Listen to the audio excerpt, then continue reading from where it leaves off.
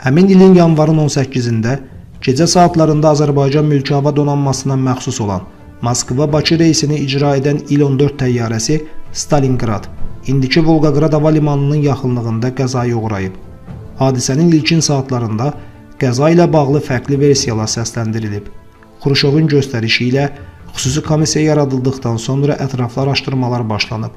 Komissiyanın tərkibinə Azərbaycan tərəfdən də nümayəndələr cəlb edilib. İlkin araşdırmalar zamanı məlum olub ki, yanvarın 18-də Moskva-Voronej Stalingrad-Bakı reysi ilə uçan təyyarə 90 dəqiqədən sonra Voronejə eniş edib. 45 dəqiqədən sonra saat 02:07-də yenidən havaya qalxaraq Stalingrada istiqamət alıb.